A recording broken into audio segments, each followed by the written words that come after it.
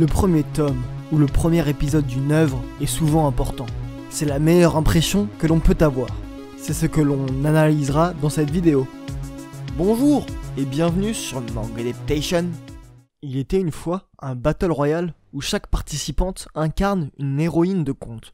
Alice, la leader d'un groupe d'idoles populaires, se réveille dans une forêt sombre. Elle est alors poursuivie par l'une des héroïnes de conte qui s'affrontent dans un combat à mort.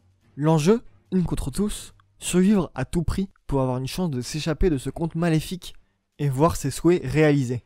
Qui sont les participantes? Pourquoi ont-elles été invitées à participer à ce jeu macabre? Quel secret cache-t-elle? Un manga d'Iori Tabasa de 2019 par Kana, fini en 3 tomes. Faire un Battle Royale d'héroïnes de contes de fées, c'est vraiment une très bonne idée. En plus, c'est tous des personnages détestables. Du coup, on zappe l'attachement aux personnages et on part sur de l'horreur pure, où c'est un festival de meurtres et de scènes très gore. Par contre, cette violence n'arrive pas à estomper le scénario extrêmement faible, d'où le non-attachement aux personnages, où on voit les évolutions du scénario assez facilement. L'univers de contes de fées par les décors, comme les forêts sombres, les châteaux, amène un vent de fraîcheur à ce type d'histoire assez codifiée. On y retrouve beaucoup de ressemblances avec des mangas comme Battle Royale ou Betoom, notamment dans la mise en scène mais aussi la caractérisation des personnages. Dans Betoom, tous les participants sont aussi de faible morale. Donc l'univers est l'élément le plus intéressant de cette œuvre. Mais il y a aussi le dessin qui est différent de la norme. Il est beaucoup plus BD occidental, avec de longs dessins, très réalistes, et cela donne un coup de jeune à l'œuvre. Un Battle Royale féminin féerico, glauque, et pourtant, ce n'est pas encore les soldes.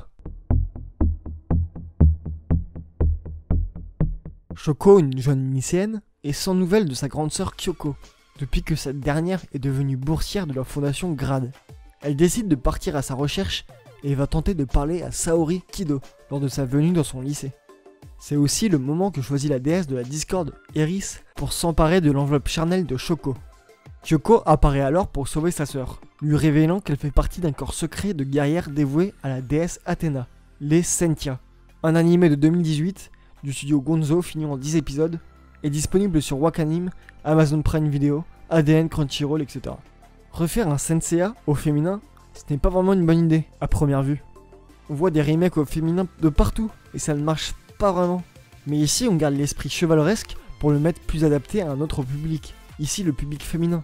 Donc ce n'est plus de l'amitié virile, mais plutôt de l'amour entre sœurs, ou entre copines. Ce n'est plus sanguinolent, les combattants ne s'en sortent plus en lambeaux. Ici, c'est beaucoup moins visuel, moins brut de décoffrage. Visuellement, on est plus sur des dessins shoujoesques qui détonnent du manga, qui a de très bons dessins pourtant. Ici, on dirait que les yeux sont mal positionnés et donnent une impression d'erreur graphique. De plus, certaines transitions vers des roses sont un petit peu trop théâtrales, un peu trop graphiques. Des séquences avec des racines n'en deviennent que plus étranges, voire evidentidesques. De même, l'histoire est ici plus de l'ordre du conte, notamment Blanche-Neige, que du récit divin, malgré un aspect divin avec l'espace et l'univers toujours présent. Mais on garde une part de Senseiya avec des personnages féminins, aussi combatifs que leurs homologues masculins. C'est bien mieux que celui de Netflix, des combats senseiesques avec des roses de l'amour et de la féerie, donc pas comme les soldes. Allez, à plus, et lisez des mangas.